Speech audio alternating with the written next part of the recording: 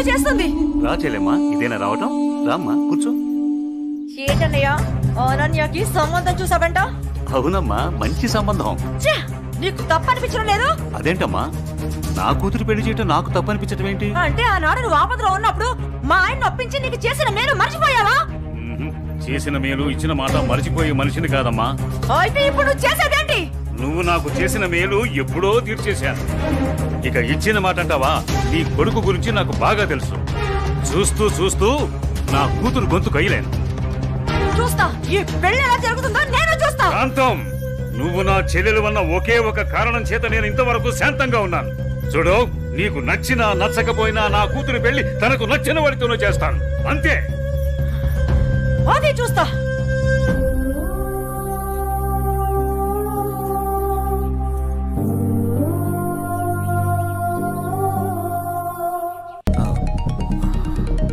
Sir, నేను మళ్ళీ కలుస్తాను సార్. ఓకే జై, మళ్ళీ కలుద్దాం. బాయ్. ఓకే. హలో రేయ్, నీకు కావాల్సింది నువ్వు అమితంగా ప్రేమించింది నా దగ్గర ఉంది. రేయ్, మాట్లాడు. వద్దు, వీణ్ణి నమ్మి నువ్వు ఇక్కడికి రావద్దు. నా కోసం నీ ప్రాణాలు పోగొట్టుకోవద్దు. నేను చచ్చినా పర్వాలేదు. హలో భార్గవి, ఎక్కడున్నావు? నీకు దమ్ముంటే వీరనగూడెం తోటలో ఉన్నాను, రారా.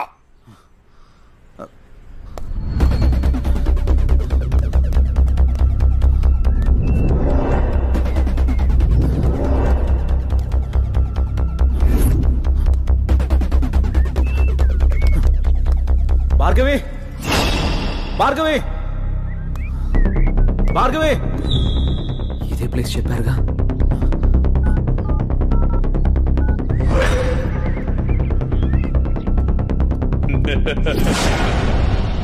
భార్గవి, భార్గవి, భార్గవి, భార్గవి, భార్గవి. ఏమైంది భార్గవి? ఎవరు నిన్ను ఇక్కడికి తీసుకొచ్చింది? ఇక్కడి నుంచి వెళ్ళిపో భార్గవి. వాడిని నేను చంపడానికి స్కెచ్ చేశాడు. నేనున్నాను.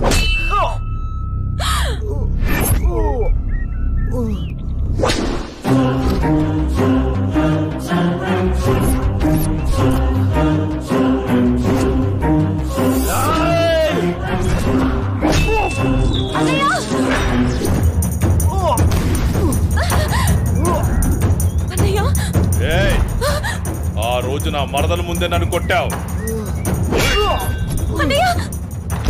నా మనుషుల్ని నన్ను తరిమి తరిమి కొట్టావు, అయినా సహించాను.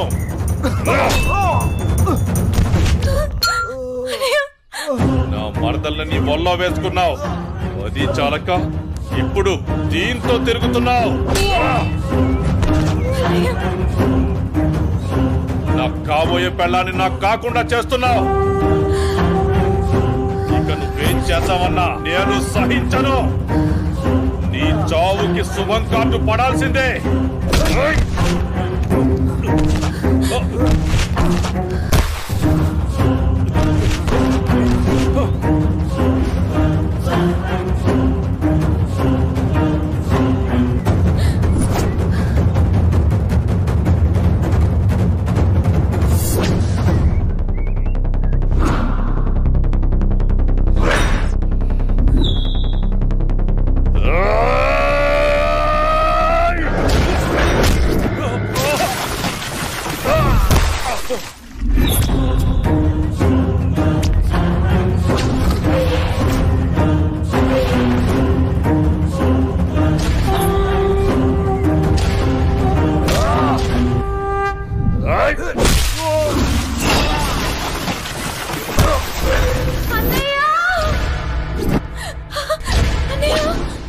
ఆగు, నీ చేతిలో ఉన్నది పడే.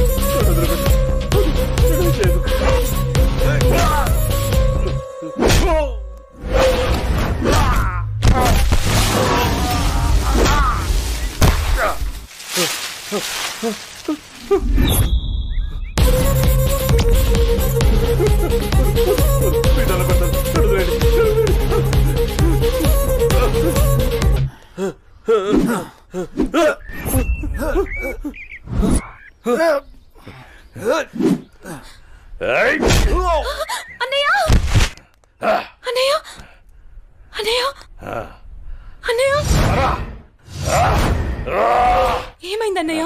అన్నయ్య అన్నయ్య చూడు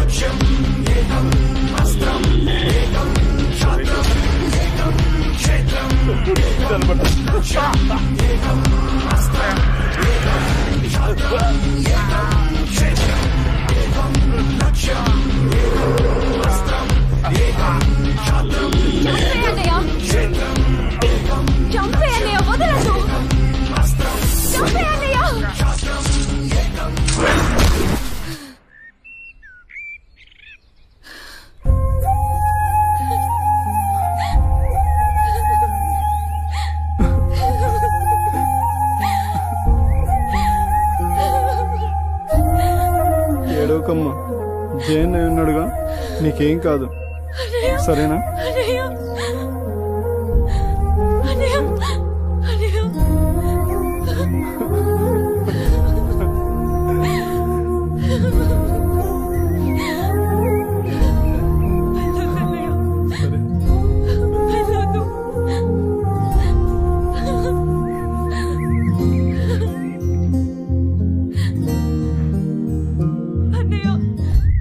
చెల్లి జాగ్రత్త.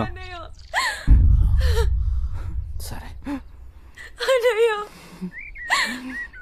అన్నయ్య అన్నయ్య అన్నయ్య అన్నయ్య నన్ను వదిలేయొద్దు అన్నయ్య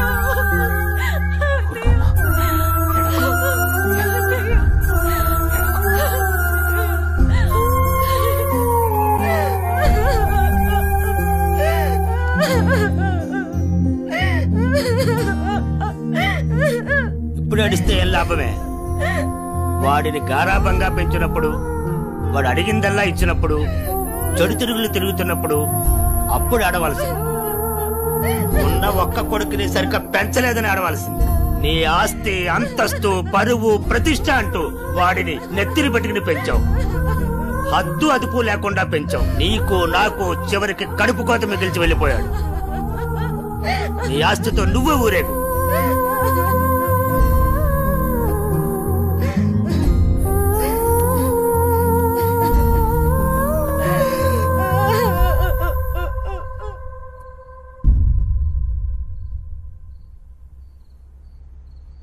ఏమయ్యా, తాపీగా కూర్చుని బాధపడుతున్నావా? ఏనాడన్నా నీ కొడుకుని సక్రమంగా పెంచావా? నీ తిరుగుళ్ళకి, వ్యసనాలకి నా జీవితాన్ని ఎలాగో నాశనం చేసావు. నిన్ను చూసి వాడు కూడా చెడిపోయాడు. కడకి వాడే లేకుండా పోయాడు. ఏ ఏ చెయ్యి లేస్తుంది.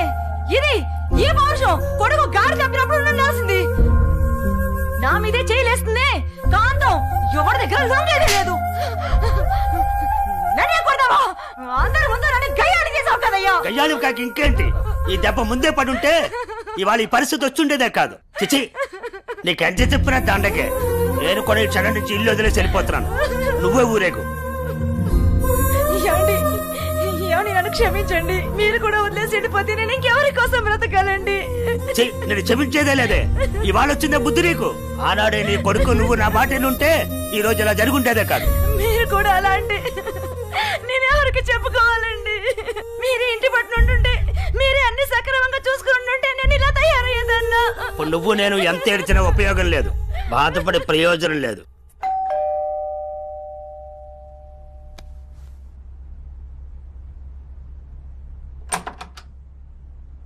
లోపలికి రానయ్యా.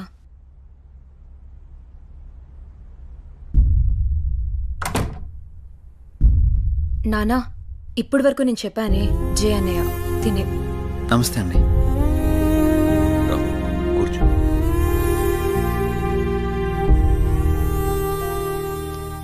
సారీ సార్, నా వల్లనే గణేష్. జై, ఈ విషయంలో నీ తప్పేం లేదు. జరిగిందంతా భార్గవి చెప్పింది. లేదు సార్, ఆ రోజు నా నిర్లక్ష్యమే ఈరోజు ఇంతమంది బాధకు కారణమైంది. విధిరాతనెవ్వరూ తప్పించలేరు. అయినా నువ్వున్నావుగా జై.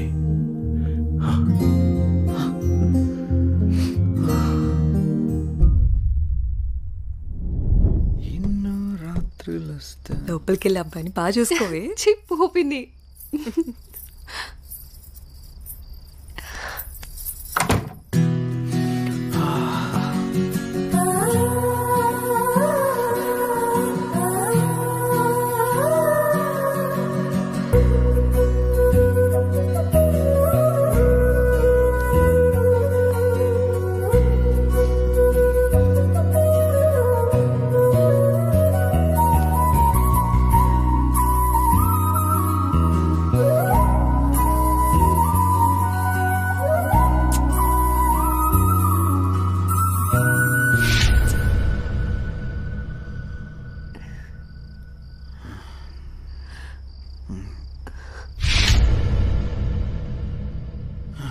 తప్పు చేస్తున్నావు జై. ఇవన్నీ చెల్లెలు పెళ్లి తర్వాతే.